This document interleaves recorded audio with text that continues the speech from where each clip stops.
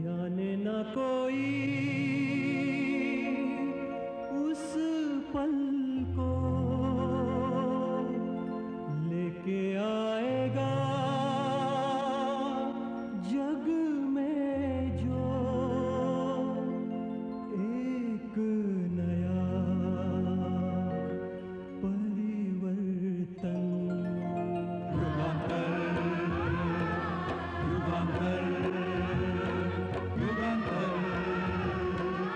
युगांतर इतिहास के पन्नों पर सच की है परछाइयाँ, शब्दों में बंध ना सकी उस युग की सच्चाइयाँ,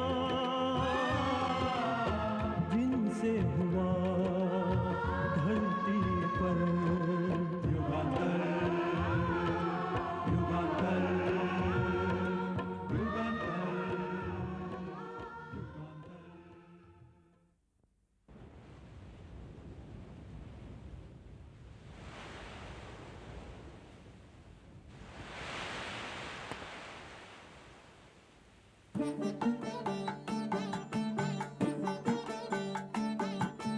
ना पिंजरा ना शिकंजा ना कोई बंधन,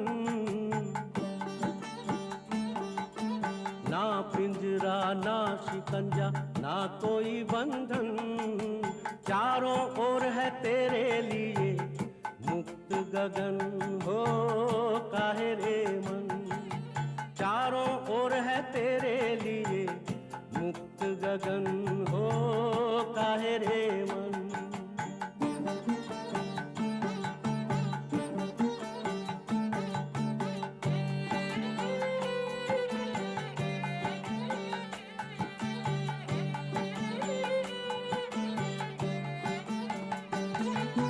कौन है अपना कौन पराया ये जग माया,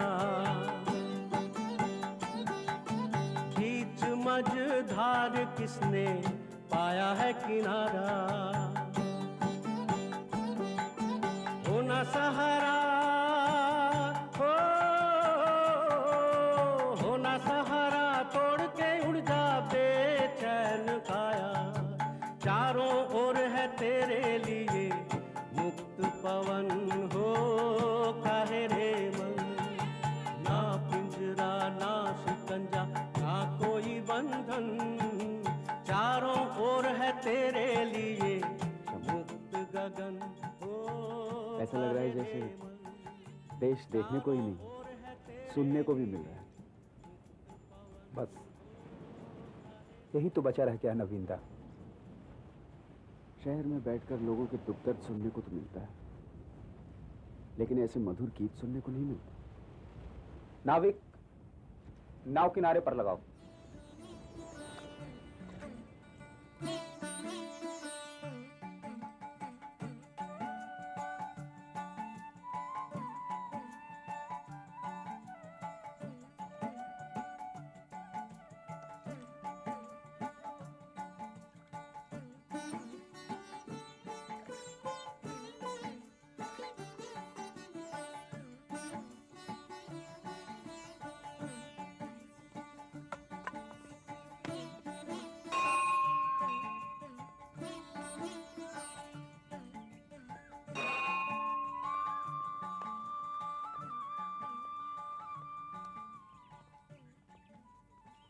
नमस्कार। नमस्कार। इस गांव में कोई बाउल गायक रहता है? बाउल का डेरा डांडा तो रस्ते रस्ते होता है, लेकिन आप? जी मैं देश भ्रमण के लिए निकला हूँ। क्या देखेगा? अकाल, भूखमरी, गरीबी, और तो कुछ नहीं है इस देश में।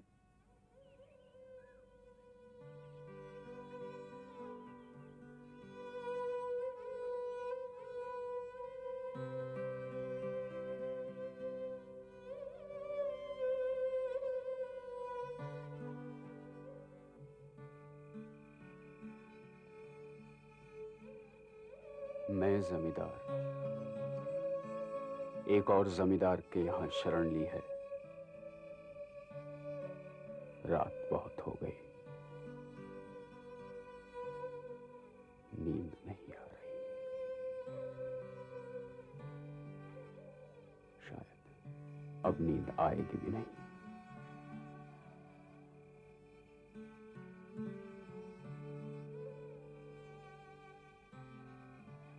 शस्य श्यामला ये देश हमारा, फिर भी इतनी करीबी।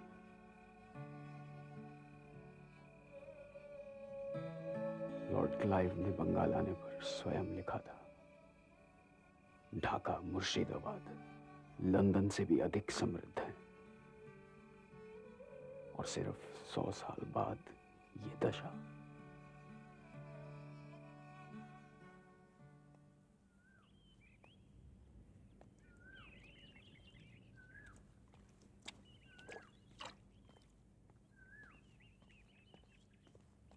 नमस्कार छोटे बाबू।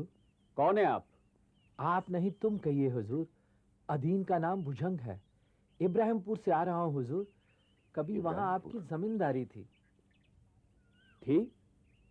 यानी अब नहीं है? कागज पत्र में तो अब भी है हुजूर, लेकिन काम काज में नहीं हुजूर। 6-7 सालों से तो कोई भी नहीं आ रहा है, यहाँ तक कि कोई तकादा भी नहीं कर रहा है। अब तो मैं ही वहाँ का जमींदार हूँ हुजूर। आपका नाम भुजंग बड़ा ही उपयुक्त नाम है। काल भुजंग से कम नहीं है आप। यहाँ तक आए हैं हुजूर, तो एक बार हमारे इलाके में भी अपनी चरण धूल दे दें। लोगों को बड़ी प्रसन्नता होगी हुजूर। बस यहाँ से थोड़ी दूर पर ही है। मैं आपके लिए पालकी का इंतजाम करता हूँ हुजूर। नहीं नहीं, मुझे इसकी आवश्यकता नहीं। आओ शंभू, चलो।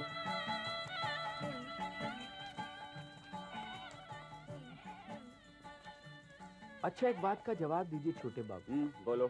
नीलकरों के अत्याचार से जब मेरे चाचा बीवी और बच्चों के साथ सड़क पर आ गए, उस समय क्या आप उन्हें देखने आए थे कि वह जीवित हैं या मर गए? फिर आप अपने आप को जमींदार कैसे कहते हैं छोटे बाबू? वैसे भी अब जमींदारी में कुछ रखा नहीं है। पहले आप गांव की हालत अपनी आंखों से देख लीजिए। हमारी जमींदारी की हालत इतनी खराब है, ये खबर आपने हमें पहले क्यों नहीं दी? आप तो विधवाओं का ब्याह रचाने में व्यस्त थे छोटे बाबू, और गांव में इतनी सारी औरतें अकाल के कारण विधवा हो गईं।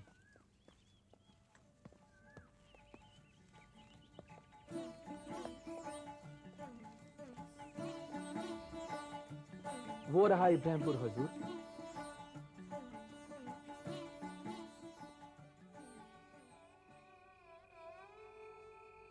भुजंग की बात सही है।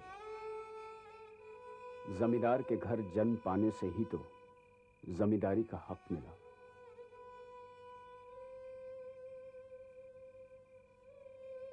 मगर क्या हम इस योग्य हैं? पूर्वजों ने भी जो जमींदारी पाई थी, क्या वो उसके योग्य थे? अन्याय की जमीन पर खड़े होकर न्याय अन्याय की बातें करते हैं कैसे? ये अधिकार तो हम लोगों को नहीं। हमारे परम पूज्य जमींदार श्री नवीन कुमार सिंह तुम लोगों के सामने उपस्थित हैं। दूसरे कामों में बहुत व्यस्त होने के कारण वह अब तक हमारे इलाके में नहीं उपस्थित हो सके थे।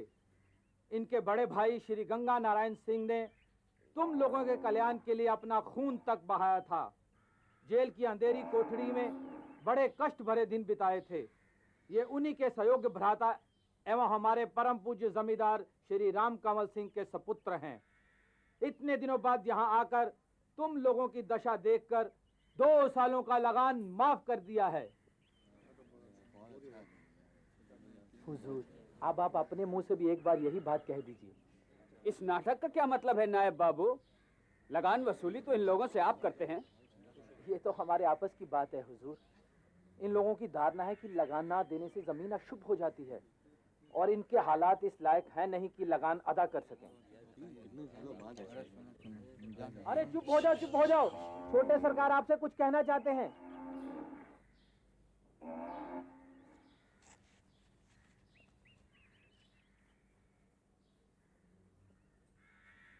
हमें देखकर बड़ी खुशी हुई कि हमारे नायब महाशय आप लोगों की इतनी अच्छी देखभाल कर रहे हैं। उन्हीं से यहाँ की हालत के बारे में सुना और इसीलिए मैंने ये फैसला किया है कि आज से हमारे इलाके की सारी जमीन कर मुक्त हो गई। आज से आप लोगों को कोई लगान नहीं देना होगा।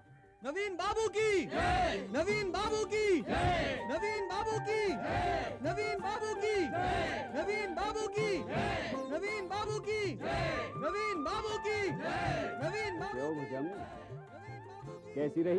नवीन बाबू की नवीन बाबू की नवीन बाबू की।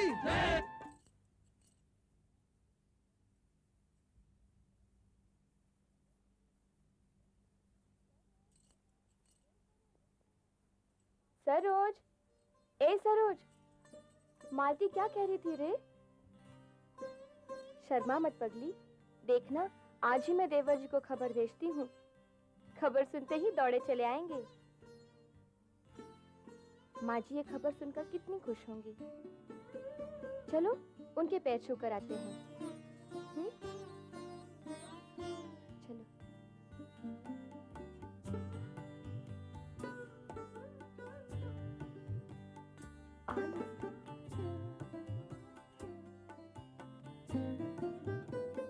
जाओ।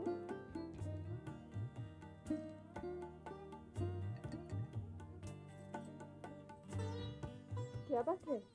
माँ जी, सरोज को आशीर्वाद दीजिए। आप दादी माँ बनने वाली है। क्या? क्या ये सच है? अरे खैर।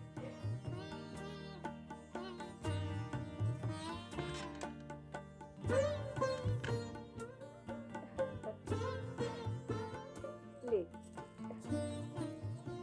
गंगा से कहना, हाँ, छुटकू आते ही हम दक्षिणेश्वर मंदिर जाएंगे। हाँ।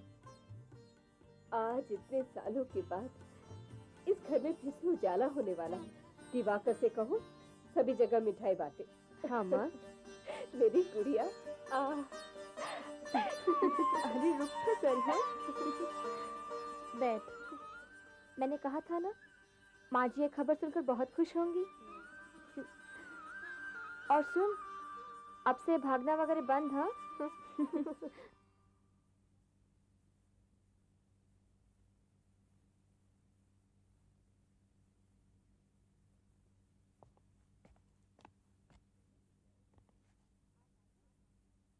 तुमने मुझे बुलाया? आप आ गए?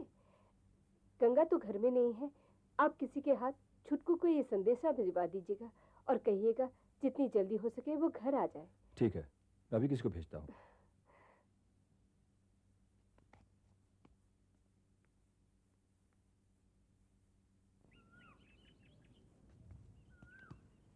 सुनो भुजंग, तुम्हारे ऊपर बहुत से काम सौंपना चाहता हूं मैं चाहता हूं कि प्रति 2 गांव पर बच्चों की शिक्षा के लिए स्कूल बने और जिस साल अकाल पड़े उस साल किसानों को बिना ब्याज के बीज और खाने का धान दिया जाए। और कलकत्ता जाते ही भूल जाएंगे आप। और फिर अभी तो विदु शेखर बाबू जिंदा है, वही सब कुछ उल्टवा देंगे। नहीं नहीं, ऐसा कुछ नहीं होगा, घबराओ मत।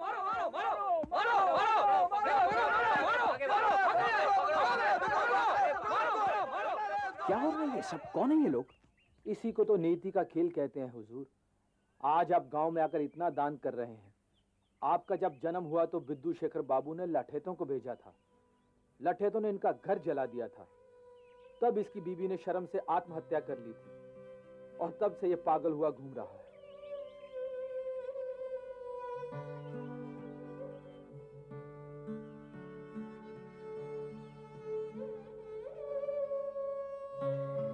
आपका जब जन्म हुआ तो विदु शेखर बाबू ने लठेतों को भेजा था। लठेतों ने इनका घर जला दिया था। तब इसकी बीबी ने शर्म से आत्महत्या कर ली थी और तब से ये पागल हुआ घूम रहा है। सच, इतिहास कितना दुखद है। ये पाप संपत्ति हमारे जन्म से पहले ही संचित हो चुका है।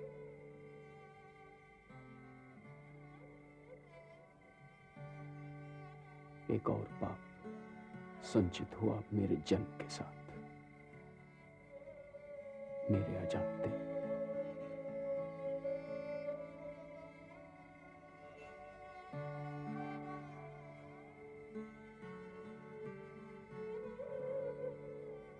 शायद मैं भी तो दोषी हूं।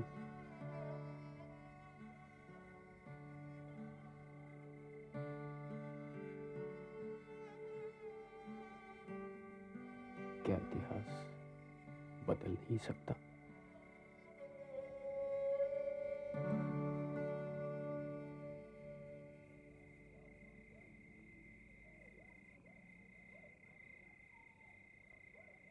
प्रणाम हुजूर।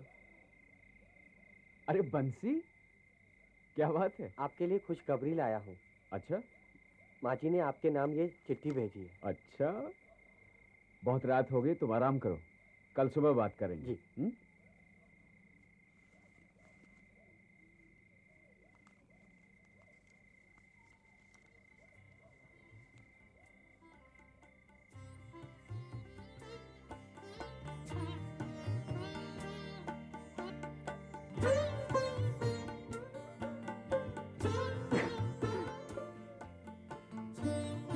सिर्फ इतिहास ही नहीं, भावी काल भी तो है। अपने कलंकित अतीत को धोकर भावी काल का शुद्ध रूपेण स्वागत करना होगा।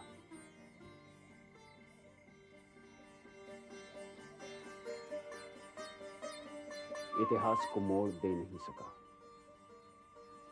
लेकिन भावी काल तो अपने हाथ में है। उस आदत का मैं स्वागत करता हूं।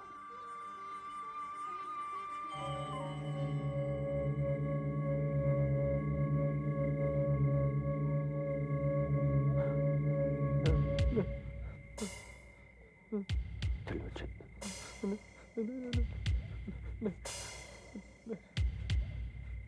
त्रिलोचन, तुम्हारे साथ जो अत्याचार हुआ है उसमें मैं भागी जरूर हूं, मगर मैं दोषी नहीं। त्रिलोचन, मेरा यकीन करो त्रिलोचन, मैं भागी जरूर हूं। मुझे मुक्ति दे दो त्रिलोचन, त्रिलोचन, त्रिलोचन, मुझे मुक्ति दे दो त्रिलोचन, त्रिलोचन, त्रिलोचन, ये सब अनजाने में हुआ त्रिलोचन, मुझे मुक्ति दे दो त्रिलोचन,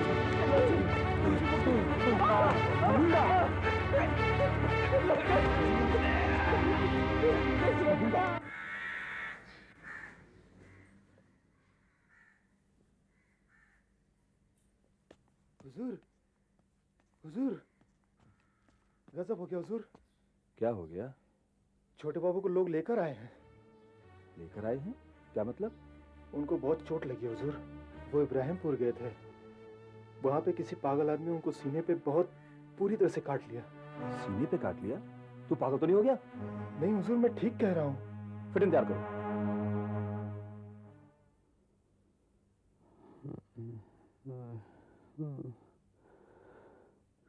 डॉक्टर, यहां से पकड़िए।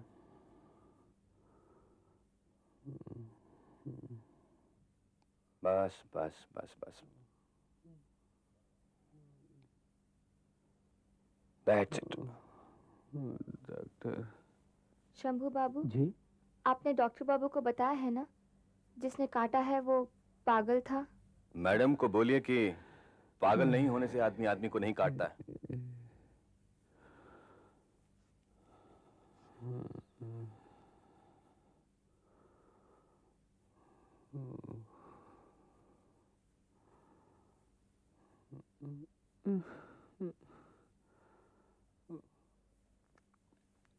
अभी कथा कहानी सुनने की इनकी अवस्था नहीं है।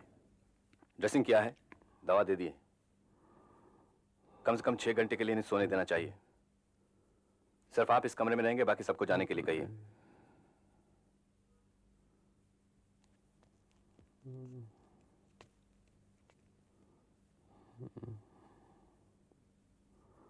इन्हें लाड़ प्यार की नहीं, चिकित्सा की जरूरत है। कम से कम वो मुझे करने दीजिए। चलो।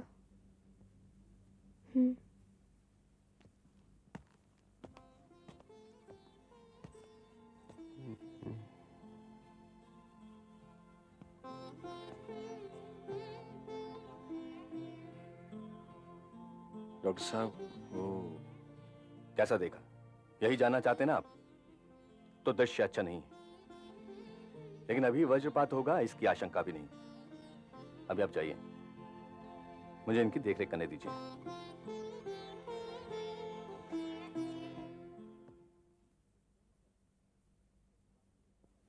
ये भुजंग वहां क्या कर रहा था जो रात में एक अनजान आदमी उसके कमरे में चला गया? सुना है कि चुटकू खुद आगे बढ़कर उसे मिलने चला गया था। उसे तो पता भी नहीं कि वो पागल है। वो भी तो पागल ही है। किसी और डॉक्टर को बुलाओ। नहीं, उसकी कोई जरूरत नहीं है। डॉक्टर बशाखी खुद जरूरत पड़ने पर किसी को बुलवा देंगे। पता नहीं क्यों मुझे अच्छा नहीं लग रहा। एक खुशखबरी के बाद ऐसी दुर्घटना। गंगा, अपनी पत्नी से कहना बहू का ख्याल रखे। जी, बहुत अच्छा। आप चिंता मत कीजिए।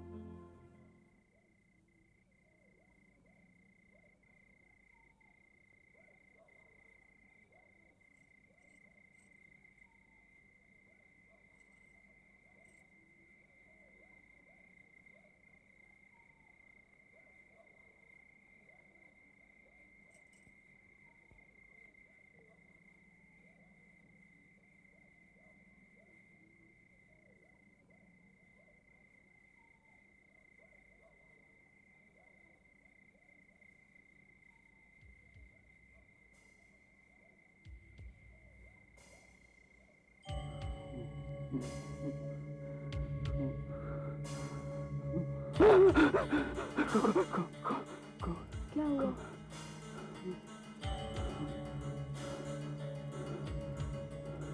मुझे लगा कि कोई है। यहाँ तो कोई नहीं है। कोई